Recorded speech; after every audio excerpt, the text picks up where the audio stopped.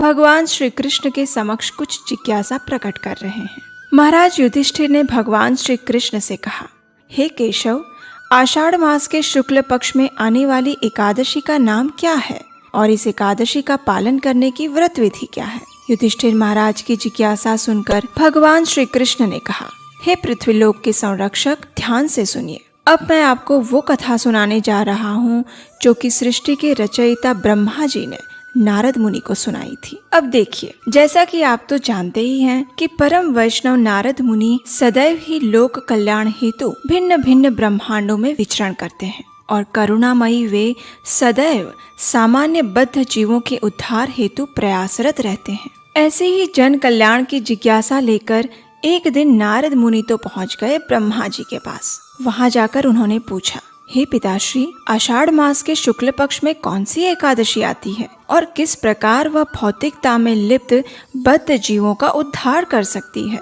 नारद मुनि का प्रश्न सुनकर ब्रह्मा जी ने कहा, हे मेरे प्रिय पुत्र, भगवान श्री हरि की प्रिय एकादशी से अधिक मंगलमय अवसर क्या हो सकता है? जो भी व्यक्ति एकादशी का अनादर करता है वह नरकगामी बनता है। आषाढ़ मास के शुक्ल पक्ष में आने वाली एकादशी को शयनी एकादशी या पद्मा एकादशी के नाम से जाना जाता है। इसके विषय में अब मैं एक पौराणिक कथा सुनाता हूँ, ध्यान पूर्वक सुनो। सतयुग के समय में पृथ्वी पर सूर्य वंश के अत्यंत पराक्रमी और धर्मनिष्ठ राजा मांधाता का राज्य था। उनके राज्य में समस्त प्रजागण अत्यंत सुखी, संपन्न और धर्म परायण थे।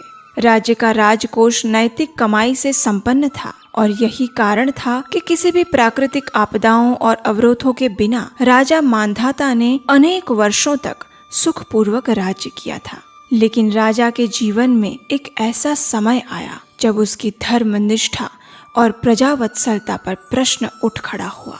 लगातार 3 वर्षों तक राज्य में वर्षा की एक बूंद नहीं गिरी और संपूर्ण राज्य अकाल की आंधी में लिपट गया। इन 3 वर्षों में अन्न और फलों का एक दाना भी नहीं होगा।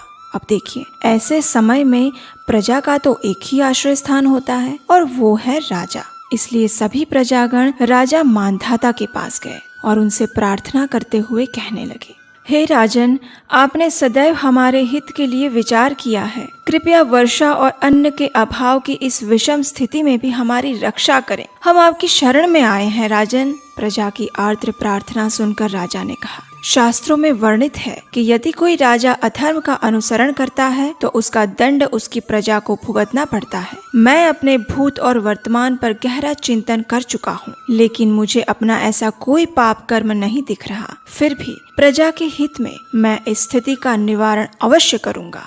इस प्रकार अपने मन में कुछ निर्णय करके राजा अपनी सेना और मंत्रियों के साथ वन की ओर निकल पड़े। जंगल में अनेक ऋषि मुनियों के आश्रम में होते हुए अंततः राजा मांधाता महान तपस्वी ऋषि अंगिरा के आश्रम में जा पहुँचे। ध्यान मग्न ऋषि की चारों ओर दिव्यता का प्रकाश पुंज फैला हुआ था।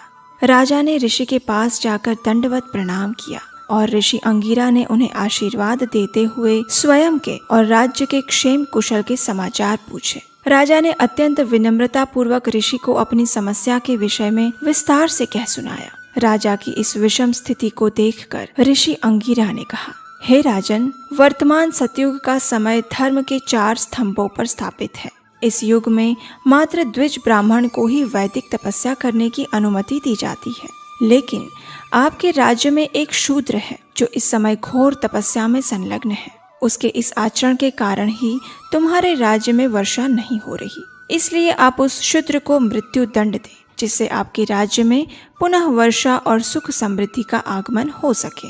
ऋषि की बात सुनकर राजा ने दुखद वाणी में कहा, लेकिन ऋषिवर, मैं एक अपराध मुक्त तपस्वी को दंड कैसे दे सकता हूँ? नहीं, ये मुझसे नहीं होगा। कृपया आप मुझे कोई और मार्ग बताएं। आखिरकार राजा की प्रजावत्सलता देखकर अंगिरा ऋषि अत्यंत प्रसन्न हुए और उन्होंने कहा, हे राजन, आप अपने परिवार और समस्त प्रजा सहित आषाढ़ मास के शुक्ल पक्ष में आने वाली शयनी या पद्मा एकादशी का नियम पूर्वक पालन करें। इसके प्रभाव से आपके राज्य में प्रचुर मात्रा में वर्षा होगी और आपके भंडार धन धान्य से समृद्ध हो जाएंगे। ऋषि अंगिरा के वचन से संतुष्ट और प्रसन्न होकर राजा ने ऋषि को प्रणाम किया और अपनी सेना के साथ वापस अपने राज्य में आ गए।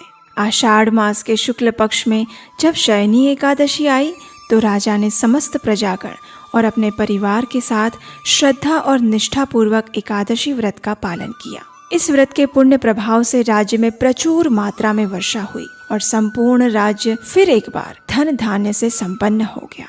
कथा का समापन करते हुए ब्रह्मा जी ने नारद मुनि से कहा, इसलिए हे नारद, ये व्रत समस्त जीवात्माओं को मुक्ति प्रदान करने वाला है। ब्रह्मा जी और नारद मुनि के संवाद को संपन्न करते हुए भगवान श्री कृष्ण ने महाराज युधिष्ठिर से कहा, हे राजन, यह पद्मा एकादशी इतनी प्रभावशाली है कि जो भी व्यक्ति इसका श्रवण या पठन भी करता है वह पाप मुक्त हो जाता है। क्या आप जानते हैं, इस एकादशी को देव शयनी एकादशी, पद्मा एकादशी, विष्णु शयनी एकादशी, देव पोढ़ी एकादशी, आषाढ़ी एकादशी और महा एकादशी भी कहा जाता है। अब आप सोच रहे होंगे कि इसका नाम शयनी एकादशी क्यों है? तो इसका कारण भविष्योत्तर पुराण में बताते हुए कहा गया है कि इसी एकादशी के दिन से भगवान विष्णु अन्य देवताओं के साथ 4 मास के लिए योग निद्रा में चले जाते हैं। जी हाँ, इसी दिन से चातुर्मास का प्रारंभ भी होता है और इसीलिए इन दिनों में कोई मांगलिक कार्य,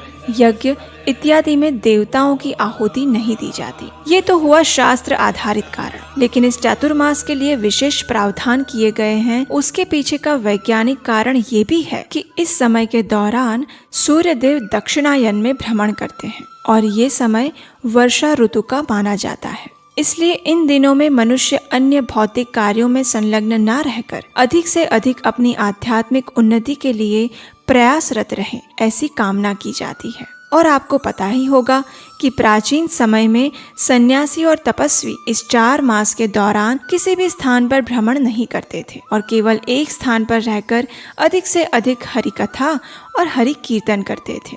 यदि आप अपनी भक्ति में प्रगति करना चाहते हैं तो ये समय आपके लिए सर्वोत्तम है। साथ भौतिक चर्चा, निंदा इत्यादि से स्वयं को बचाकर रखना और संध्या के समय भगवान के विग्रह या चित्र के समक्ष तथा तुलसी देवी के समीप घी का दीपक अवश्य जलाएं। यदि संभव है तो घर में हरे कृष्ण महामंत्र का कीर्तन करें।